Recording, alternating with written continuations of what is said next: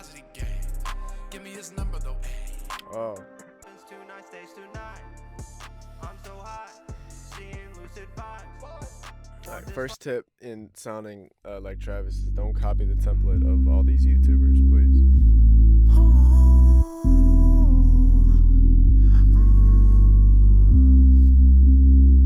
I get those goosebumps every time, yeah. You come around, yeah.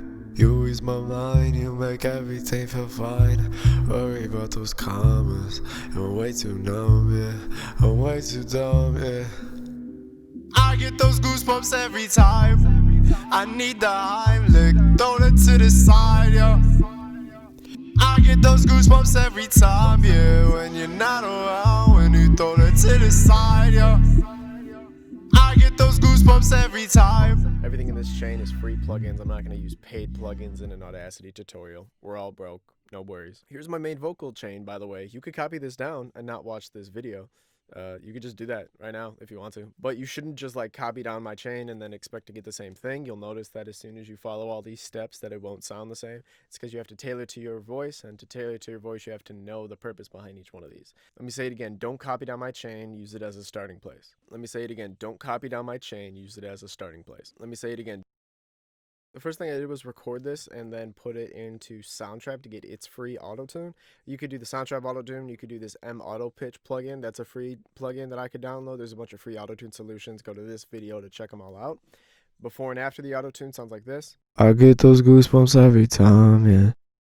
I get those goosebumps every time, yeah. Super subtle, and that was the drive vocal just with auto-tune. Then I did this first EQ, and it's a huge move. So check this out before. I get those goosebumps every time, yeah. After. I get those goosebumps every time, yeah. Super huge. This is the vocal. Take down 2.5K right here. I usually do that with all my main vocal. Take down the low end a bunch and the high end boost a bunch. Do this in a lot of videos. You see me go over it before. It really worked for this vocal. These two compressors I use mainly all the time in every of these main vocals, so you'll hear exactly what these sound like before and after. I get those goosebumps every time, yeah. I get those goosebumps every time, yeah. Instead of like poking out at you with volume now, it's kind of like hugging you. That's how I think about these two compressors. These are the settings that I used. And then here's the real Travis maker, I think. What this is trying to emulate is a tube saturation of like his high-end equipment and the saturation that you get out of like a Neve 1073 or some type of preamp. So with and without this, it sounds like this, and then I'll explain it. I get those goosebumps every time, yeah. I get those goosebumps every time, yeah. You probably heard the difference, and I always say it's like Travis like sounds like a zipper almost, his voice. It has like this like a bunch of weed smoke in a throat sound, and I did it just a tiny bit. You could see right here that it's just like not even one notch above, but it totally makes the difference. So that was the beginning main, and then what I did once I had that was duplicate the track and then use a reverb track, and I'll go over why exactly I duplicate to use the reverb track. I just duplicated the original, and here's it with and without the reverb that I put on after. I get those goosebumps every time, yeah. That was Slicky Gold Plate. I just thought it sounded pretty cool. Sounded like a Travis reverb. And then I put one more compressor on after this reverb. It was not to really mess with the thing, but just to like kind of squash it and then put it in one place behind the main vocal. Here's with and without.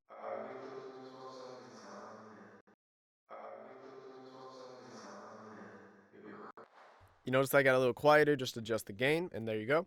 Last thing I did to that reverb track, by the way, is added pre-delay in my own way. You could see that the waveform is moved over slightly. That's a couple milliseconds from the original. That gives the room a sense of space. When you're emulating a real live room, you have this delay if you're up close compared to the early reflections of the walls. Adding a little bit of pre-delay isn't a setting on that reverb, so I added it right here by just shifting the audio over. Super minor change, but it makes the difference. That's a pattern with all this stuff. And then once again, I went into this third track, and it's a duplicate parallel compression track. And here's what I did for that. I took the original, duplicated that again, named it compression track, and then I had one more compressor on the end of it. So here's it with and without, just a heavy compressor. I get those goosebumps every time, yeah. I get those goosebumps every time, yeah. Really squashed now, really all together. It looks like a brick. And then I added this really wet coated red drive again.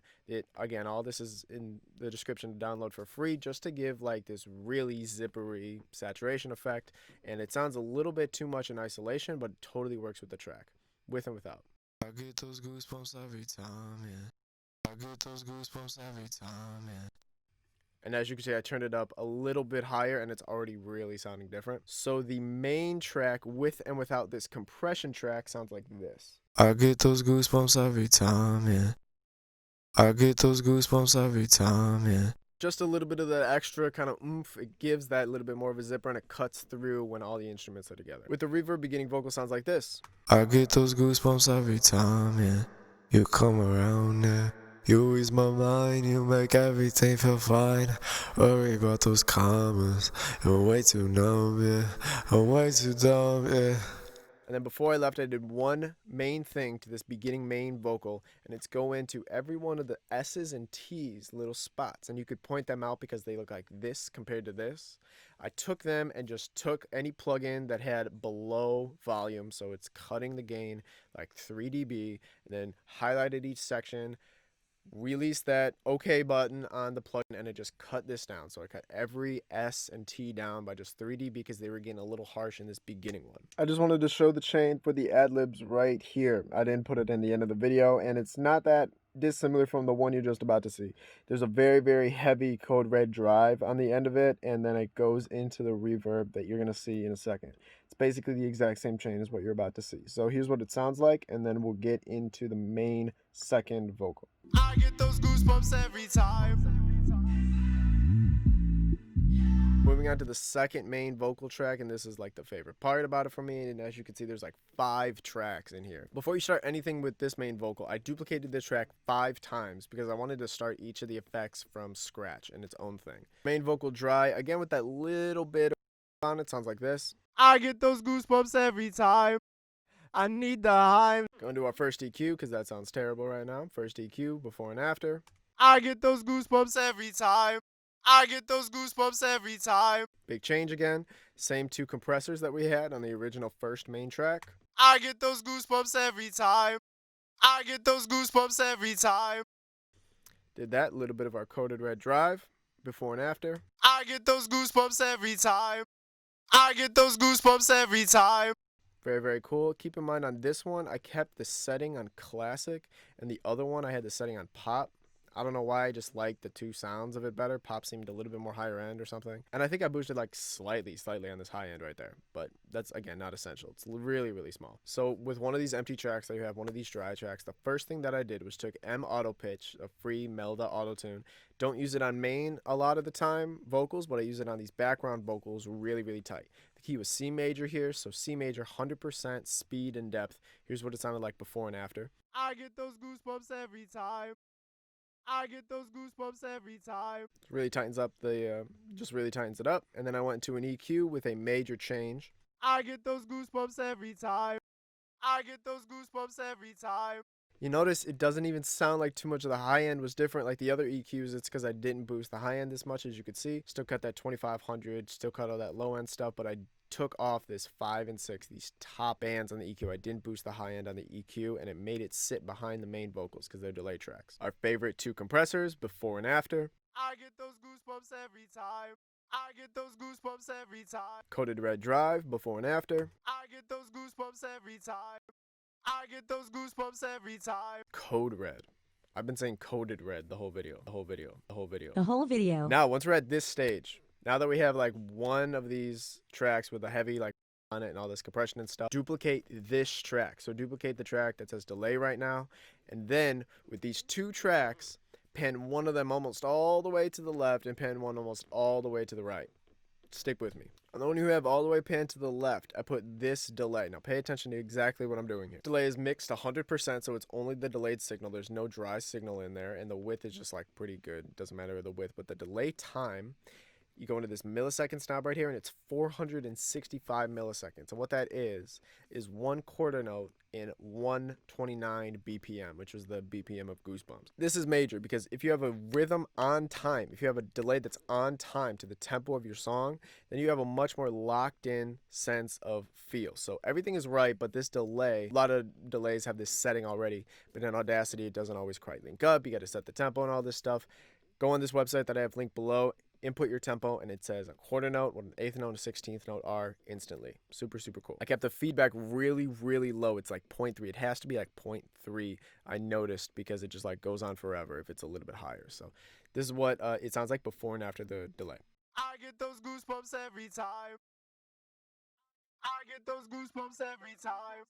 All right, and now that we have our duplicate over here panned all the way to the right, now we do the exact same thing, but I used the exact same settings on the reverb, on the delay, except for this delay time, which is 233 milliseconds, which is exactly half of the other delay time. So now we have like a delay time that comes exactly halfway between this and this note, and that's like an eighth note and a quarter note, and they're panned hard left and right. It's the exact thing that they're using on the record, if you notice that. It's like an eighth note in the right ear, quarter note in the left ear. Same thing for this Goosebumps track. Here is without, and with this, both of the delay tracks with the main vocal. I get those goosebumps every time.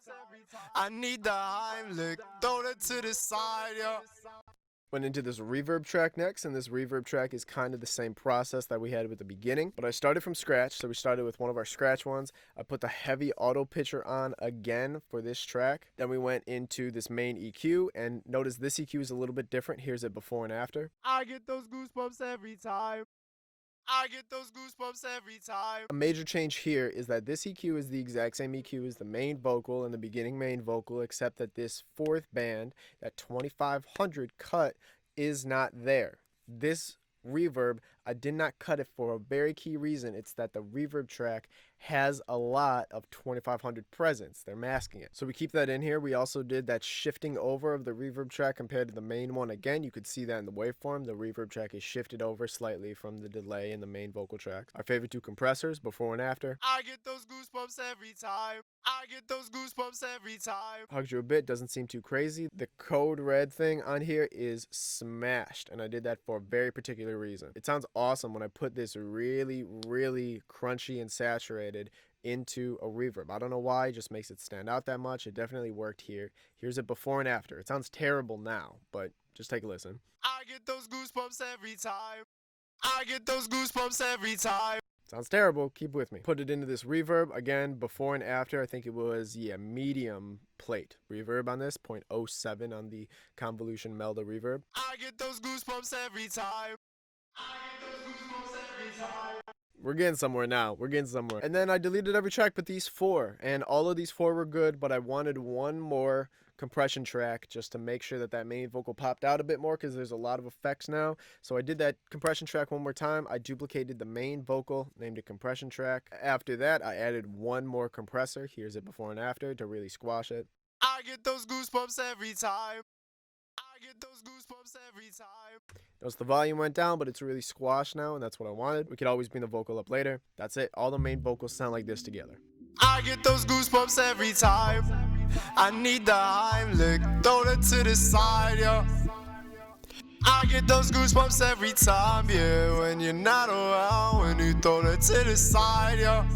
Notice I didn't do the beginning de-essing in the cutting of the S's in this vocal. I wanted them to just kind of stand out. Leave a comment below if this was helpful, please. It really helps the YouTube algorithm to get this to as many people as possible if it helped you out. And thank you guys. I answer every comment, by the way, right now in the comments down below. So check that out, guys. Hope you really appreciated this one. And I'll catch you guys in the next one. Peace. I get those goosebumps every time, yeah. You come around, yeah. You ease my mind, you make everything feel fine. Worry about those commas, I'm way too numb, yeah. I'm way too dumb, yeah.